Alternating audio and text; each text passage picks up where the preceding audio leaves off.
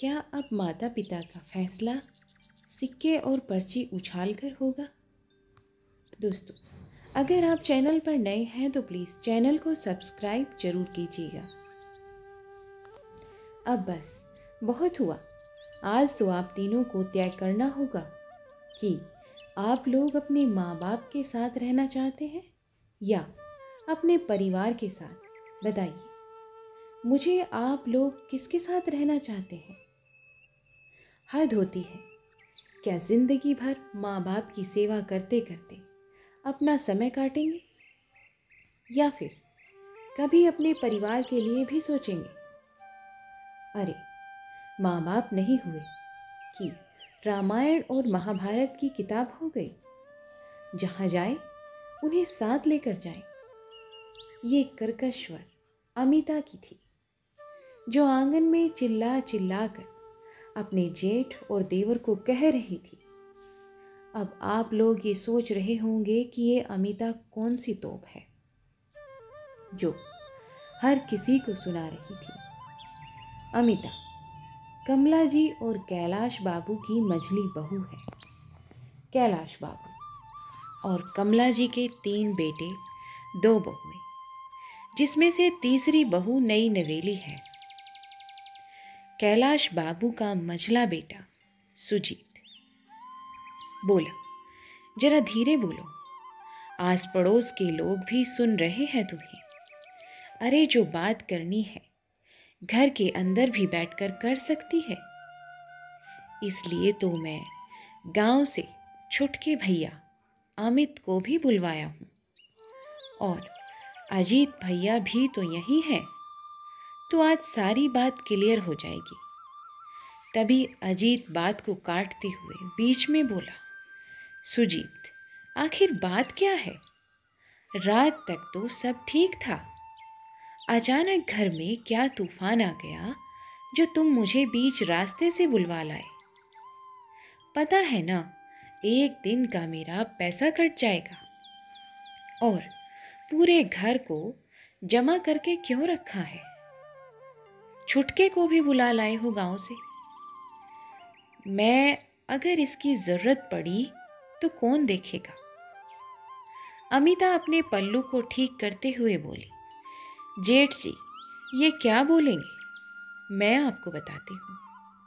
अब अम्मा बाबूजी का भार हम अकेले नहीं उठाएंगे।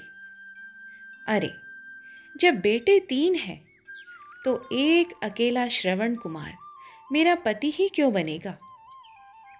बाबूजी के एक्सीडेंट के बाद जब उनका पैर चला गया तो उनकी नौकरी आपको मिल गई। खेती बाड़ी देवर जी संभाल रहे हैं। हमारे हाथ में क्या आया? मंदिर की घंटी। सुजीत बोला, ये तुम कैसी बातें कर रही हो? अमिता बोली, बस बहुत हुआ जेठ जी। परिवार लेकर दूसरे शहर में जब तक रहते थे तब तक ठीक था। अरे, अब वो इसी शहर में बल्कि एक ही आंगन में रहते हैं। तो फिर अम्मा और बाबूजी को अपने साथ क्यों नहीं रखते? मैं तो कहती हूँ संपत्ति के साथ साथ इनके भोजन का भी बंटवारा करो, वरना मैं अपने मायके चली जाऊंगी। अमित बोला, भाभी, छोटा मुंह बड़ी बात हो जाएगी। पर ये मेरे अम्मा बाबूजी हैं, कोई सामान और संपत्ति नहीं जिनका बंटवारा आप कर देंगी। अमित बोला। फिर से अमिता बोली, देवर जी गांव में बैठे बैठे बस नोट गिन रहे हो। शहर के खर्चों का तो आपको पता ही नहीं। अमित बोला, क्यों भाभी, जितनी भी खेती बाड़ी होती है उसका पैसा मैं पहले भैया को सालाना भिजवा देता था। पिछले साल जब मेरी शादी हुई तब बाबूजी ने कहा कि घर गृहस्थी बसाने के लिए तुम्हें भी अपने पास कुछ पैसे रखने चाहिए। बस यही उनकी आज्ञा का पालन कर रहा हूँ। किशोर बाबू और कमला जी की भीगी पलकें ये बता रही थी, चाहे जितना भी बच्चों के लिए कर लो, परंतु अगर भाग्य में बच्चों का सुख और सम्मान नहीं लिखा है तो वो आपको कभी नहीं मिलेगा। किशोर बाबू बोले, बेटा अमित, तुमसे कोई शिकायत नहीं है। जो तुम्हारे बड़े भाई और पिता ने कहा वो तुम आज तक करते आ रहे हो। अमित बोला, पर बाबूजी, भाभी ऐसा कैसे कह सकती है? सुजीत, क्यों नहीं कह सकती? जब उसे परेशानी है तो वो कहेगी। तुम्हें या तुम्हारी पत्नी गांव में किसी जिम्मेदारी नहीं उठाते हो, और ना ही भैया भाभी को यहाँ। अरे दिक्कत इसे होती है तो ये बोलेगी ना। अजीत बोला, बाबूजी, देखा जाए सुजीत की पत्नी क्या गलत कह रही है। अब आप लोगों को रखने में खर्चा तो होता ही है। आप लोगों की तरफ से मदद कुछ नहीं होती, बल्कि पैसा ही खर्च होता है। सुजीत, अब बात अगर तुमने उठाई है तो इसका निदान भी तुम ही सोचो। सुजीत अपनी पत्नी की तरफ देखा और बोली, इसमें सोचने की क्या बात है? सिक्का उछाल कर फैसला कर लेते हैं कि अम्मा बाबूजी किसके साथ रहेंगे। कमला जी रोते हुए बोली, क्या इसी दिन के लिए भगवान ने मुझे 3 बेटे दिए थे कि सिक्का उछाल कर माँ बाप का फैसला करें? जब तुम तीनों पैदा हुए तो हमने कोई सिक्का नहीं उछाला कि तुम में से किसको रखा जाए और किसको फेंक दिया जाए। तभी उधर से अजीत की पत्नी सुनैना आई और बोली, अम्मा जी, इसमें गलत क्या है? और अगर आपको सिक्के से प्रॉब्लम है तो पर्ची निकाल लेते हैं। जिसके नाम की पर्ची आएगी आप उन्हीं लोगों के साथ रहेंगी। भगवान ना करे मेरे नाम की पर्ची निकले। किशोर बाबू कमला जी से बोले, चलो कमला, अब हमारे भाग्य का फैसला सिक्के और पर्ची से होने वाला है। मुझे तो ये सब देखना है। पता नहीं भगवान हमारे साथ भाग्य में और क्या क्या दिखाएगा, क्या क्या लिखा है। इतना कहकर वो दोनों पति पत्नी उदास कमरे में चले गए। मन से पलंग की दूरी तरफ मुंह घुमाकर लेट गए। कमला जी पुराने दिनों को याद करने लगी। बधाई हो कमला, तीसरी बार भी बेटा हुआ है। आपके घर में तो धन और सम्मान की कोई कमी नहीं होगी। अरे जिसके 3 बेटे होंगे उस माँ बाप को भला क्या कमी होगी। देखना, तीनों इस बात के लिए लड़ाई होगी कि अम्मा बाबूजी को कौन रखेगा। मैं रखूँगा, मैं रखूँगा, कमला जी की पड़ोसन ने कहा था। कमला जी बोली, विमला बहन, आपके मुंह में घी शक्कर। सही कहा, अपने बच्चे लायक हों और सम्मान दे माँ बाप को, इससे ज़्यादा और क्या चाहिए। हाँ, हम अपना पूरा जीवन इन्हें सौंप देंगे ताकि ये अच्छे इंसान बने। आखिर हमारे माता पिता ने भी तो यही संस्कार दिए हैं। बाकी तो भगवान की मर्जी। वक्त बीतने लगा, बच्चे बड़े हुए। किशोर बाबू ने दिन रात मेहनत की, शहर चले गए। दूसरे बेटे ने पढ़ाई करके कोचिंग क्लासेस शुरू कर दी, ग्रेजुएशन की पढ़ाई कर ली। ज़िंदगी अच्छी खासी चल रही थी, आमदनी भी अच्छी खासी हो रही थी। एक दिन किशोर बाबू की साइकिल को पीछे से ट्रक ने कुचल दिया, जिसमें किशोर बाबू का एक पैर खराब हो गया। थोड़े दिन बाद किशोर बाबू के अफसरों ने हाथ पैर जोड़कर फिर बड़ी मिन्नत के बाद उनके बड़े बेटे को नौकरी दे दी। जब पैसा आता तो इंसान कितना बदल जाता है। सुजीत ने छोटे भाई की पढ़ाई में कोई योगदान नहीं किया।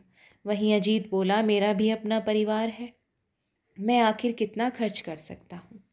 आखिरकार छोटे अमित ने गांव जाकर खेती बाड़ी संभालने का फैसला किया और चुपचाप माता पिता का आशीर्वाद लेकर चला गया। अजीत का ट्रांसफ़र शहर में था तो वो अपने परिवार को लेकर वहीं रहता था। इधर किशोर बाबू और कमला जी सुजीत के साथ रहने लगे। सुजीत की पत्नी अमिता आए दिन किसी न किसी बात पर उन दोनों को ताने देती रहती। कई बार दुखी होकर किशोर बाबू अपनी बैसाखी लेकर घर से बाहर निकल जाते तो अमिता कमला जी के साथ बुरा व्यवहार करती थी। परंतु कमला जी ये बात किशोर बाबू को नहीं बताती थी ताकि घर का माहौल ना खराब हो। एक रोज कमला जी पानी पी रही थी, तभी अमिता आई और बोली, माँ जी, पूरा दिन या तो आप खाती हैं या कुछ पीती हैं। अरे कुछ काम ही कर लिया करो, रसोई में इतने सारे बर्तन पड़े हैं, कम से कम इन्हें ही मांज लो। और ध्यान रखना, रसोई में मत धोना वरना पूरी रसोई गंदी हो जाएगी। ऐसा करो, बर्तनों को चंपा नल के पास ले जाइए और वहाँ धो लीजिए। आखिर टंकी में पानी भरने के लिए मोटर चलाना पड़ता है, उसमें बिजली लगती है और बिजली का पैसा कौन भरेगा। आपका बड़ा बेटा तो पैसे देने से रहा। कमला जी बोली, बहू, हैंडपंप मैं कितना चलाऊंगी, मेरे हाथों में दर्द होने लगेगा। और टंकी के पानी में कितने पैसे खर्च होते हैं। वो बोली, माँ जी, पैसे कोई पेड़ पर नहीं लगते, नौकरी बड़े बेटे को दे दी, आपने दोनों का खर्चा हमारे सर पर डाल दिया, ये कैसा इंसाफ है। अब जो मैं बोलती हूँ उतना कर दीजिए, बर्तन उठाओ और साफ कर दो। इतना सुनकर अमिता वहाँ से चली गई सुनाकर। आए दिन अब ऐसा ही होता था। धीरे धीरे समय बीतने लगा। अमित के लिए कुछ घरों से रिश्ते आए। दोनों भाई दहेज की मांग करते और अच्छे रिश्ते लौट। एक रोज एक शिक्षक अपनी बेटी नेहा का रिश्ता अमित के लिए लेकर आया। किशोर बाबू ने उसकी बातें सुनी। दोनों बेटों ने दहेज की मांग की, पर किशोर बाबू ने कहा हमें दहेज नहीं चाहिए, हमें बेटी और बहू ऐसी चाहिए कि जो घर को घर रखे, क्योंकि बहू ही घर को स्वर्ग और नर्क बना दे। मैं चाहता हूँ कि हमारी बहू हमारे बेटे के कदम से कदम मिलाकर चले और उसके माँ बाप को अपने माँ बाप समझे। कमला जी और किशोर बाबू ने दोनों बेटों के विरुद्ध जाकर नेहा का रिश्ता अमित के साथ तय कर दिया और सादे ढंग से शादी भी कर दी। कुछ दिन नेहा शहर में रही, फिर दोनों बहू के रंग ढंग देखकर कमला जी ने अमित से कहा, बेटा दिक्कत तो होगी, पर तुम अपनी पत्नी को लेकर गांव में शुद्ध और स्वच्छ वातावरण में चले जाओ, जहां इसकी मानसिकता ना बदले। अमित सब समझ गया और अपनी पत्नी को लेकर वहां से गांव चला गया। एक दिन कमला जी बर्तन धो रही थी, तभी किशोर बाबू बाहर से आए। पत्नी की यह दशा देखकर वो बहुत नाराज हो गए और सुजीत को बोले, क्या तुम्हारी इतनी भी कमाई नहीं है कि तुम एक काम वाली रख लो? तुम्हारी पत्नी तुम्हारे माता पिता का सम्मान नहीं करती, कम से कम अपमान तो ना करो। क्या फायदा बेटे बहू के होने का जब बुढ़ापे में माँ बाप ही बर्तन धोएं। उस रोज घर में बहुत हंगामा हुआ और फिर सुजीत ने तीनों भाइयों को खबर भिजवा दी कि आज माता पिता के रहने का फैसला किया जाएगा। इन्हीं सब बातों को सोचते सोचते कब कमला जी की आंखें लग गई पता नहीं चला। रात का समय आया। अमिता नेहा से बोली, यहाँ हो तो थोड़ी मदद कर दो। नेहा मुस्कुराकर बोली, भाभी मैं रात के खाने की पूरी तैयारी कर लूँगी, आप निश्चित रहिए। अमिता बोली, हाँ हाँ, आज तक तो तुम लोग निश्चित रहे हैं, एक दिन मुझे निश्चित करके क्या ही एहसास कराओगी। नेहा ने सभी लोगों को खाना पीना दिया, बनाया। जब सबने खाना खा लिया तो कमला जी रसोई में बर्तन धोने लगी। नेहा बोली, माँ जी ये क्या कह रही हैं? अगर मेरे रहते आपने बर्तन धोए तो मुझे कितना पाप लगेगा। क्या मैं अपनी माँ को इस उम्र में बर्तन धोने दूंगी? कमला जी की आंखों में जैसे आंसू आ गए। नेहा ने उन्हें कमरे में भेज दिया और सारे बर्तन धोकर रसोई साफ कर दी। ऊपर छत पर फिर वो पति के पास चली गई। अमित बोला, क्या माँ बाबूजी खाना खा लिए? नेहा बोली, जी सबने खाना खा लिया, एक बात बोलूं? अमित बोला, हाँ। वो बोली, अम्मा बाबूजी को हम अपने साथ ही रखेंगे। जानती हूँ आपकी इतनी कमाई नहीं होती, पर माता पिता के प्रति आपके भी कुछ फर्ज बनते हैं। अमित नेहा से बोला, मैं सोच ही रहा था कि एक बार तुमसे पूछूं। नेहा बोली, इसमें पूछने की क्या बात है? अरे माता पिता ने अपना फर्ज निभाया, अब आपकी बारी है। आखिर बचपन से वो आपके लिए करते आए, तो क्या माता पिता के लिए आप अपनी पत्नी से पूछेंगे? अमित ने नेहा को लेकर माता पिता के कमरे में गया और पूरी बात बताई। कमलेश बाबू की आंखें भर आई और कमला जी बहू के सर पर हाथ रखकर आशीर्वाद दिया और बोली, बहू सच में गांव की मिट्टी में आज भी माँ बाप के लिए कुछ सम्मान बाकी है। ये तुम्हारे परवरिश ने साबित कर दिया। अमित बोला, तो ये तय रहा कि परसों आप हमारे साथ गांव में चलेंगे और वहीं रहेंगे। किशोर बाबू गंभीर बैठे हुए थे तो बहू बोली, क्या बात है बाबूजी, आप हमारी बातों से सहमत नहीं हैं? किशोर बाबू बोले, बिल्कुल सहमत हूँ, पर सोच रहा हूँ जाने से पहले कुछ जरूरी काम कर लूँ। अमित बोला, कौन से जरूरी काम? किशोर बाबू बोले, जब हो जाएगा तब बताऊंगा। अब जाओ तुम लोग भी सो जाओ। दोनों छत पर सोने चले गए, क्योंकि नीचे कोई कमरा खाली नहीं था। अगले 2 दिन सुबह सुबह किशोर बाबू ने जाने कहाँ निकल जाते और दोपहर के वक्त लौट कर आते। उनके हाथ में कुछ कागज थे।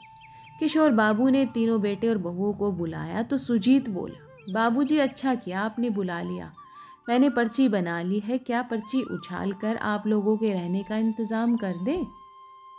किशोर बाबू बोले, बेटा क्यों हमारे लिए सिक्के और पर्ची उछालोगे? तुम्हें भले ही शर्म नहीं आती हो, पर हम अपनी नज़रों में गिर जाते हैं कि आखिर क्यों हमने तुम दोनों को पैदा किया है। सुजीत बोला, बाबूजी क्या आप फिर से वही बातें लेकर बैठ गए? जब उस दिन हमने फैसला कर लिया था, आप ऐसा क्यों कह रही हैं? किशोर बाबू बोले, उस दिन को तो तुमने फैसला किया, आज मैंने भी कुछ फैसला किया है। और उन्हें वो कागजात सुजीत और अजीत की तरफ बढ़ा दिए। कागजात पढ़कर अजीत बोला, बाबूजी आप ये कैसा फैसला कर सकते हैं? आप इस घर के 4 हिस्से कैसे कर सकते हैं? किशोर बाबू बोले, जब सिक्कों और पर्ची से तुम माँ बाप का फैसला कर सकते हो, तो मैं तुम्हारा बाप होकर अपनी संपत्ति का फैसला क्यों नहीं कर सकता? तभी दोनों बड़ी बहू आई और बोली, इसमें लिखा क्या है, कोई हमें बताएगा? अजीत बोला, बाबूजी ने घर के 4 हिस्से कर दिए, एक हिस्सा उन्होंने अपने लिए रखा है। अमिता बोली, चौथा हिस्सा किसका है? फिर किशोर बाबू बोले, क्यों, खेती से आधा हिस्सा तुम लोग ले सकते हो, तो क्या घर का एक हिस्सा अमित के लिए भी तो होना चाहिए? आखिर वो भी इस घर का बेटा है। फिर वो अपनी पत्नी को लेकर छत पर क्यों सोएगा? मेरा ये आखिरी फैसला है। इस घर के 4 हिस्से होंगे और हाँ, मैं अमित के साथ गांव में रहने के लिए जा रहा हूँ। अब अमित मेरा भार उठाएगा तो खेती के जो भी पैसे होंगे अमित के होंगे, उसका कोई हिस्सा नहीं लगेगा। मकान के 2 कमरे हमारे हैं तो उन्हें हम किराए पर लगा देंगे, ताकि जो भी पैसे आएंगे कम से कम हमारी दवाइयों का खर्चा निकलेगा। दोनों बेटे बहुओं के मुंह खुले के खुले रह गए। कमला जी आश्चर्य से किशोर बाबू को देखने लगी। किशोर बाबू बोले, अरे भाग्यवान, परिस्थिति में एक पैर छीन लिया, सोचने समझने की शक्ति नहीं छीनी। अब इतना भी असहाय नहीं हो गया हूं कि मेरी जिंदगी का फैसला सिक्के और पर्चियों से होने लगे। शाम होते होते 2 कमरों को खाली किया गया और उनमें ताला लगाया गया। अजीत माँ से बोला, माँ, हमारे बच्चे हैं, हमें भी तो जगह चाहिए। आप लोगों ने 2 कमरों पर ताला लगा दिया। कमला जी बोली, बेटा, हमने तो पूरा घर और मन का हर कोना तुम्हें दिया था, पर तुम लोगों ने हमारा साथ नहीं दिया। अपने थोड़े बहुत सम्मान को लेकर वो गांव की तरफ निकल पड़े। माँ बाप बच्चों की कुछ बातों को बर्दाश्त करके चुप हो जाते हैं तो बच्चे उसे माँ बाप की कमजोरी समझते हैं, पर वो क्यों भूल जाते हैं कि जिसने बोलना सिखाया वो अपने लिए फैसला भी ले सकते हैं। आपको ये कहानी कैसी लगी, आप हमें कमेंट्स के द्वारा ज़रूर बताएं और कृपया कहानी को सीख समझ कर पढ़ें, अन्यथा ना लें। और प्लीज़ चैनल को सब्सक्राइब करना तो आप हर बार भूल जाते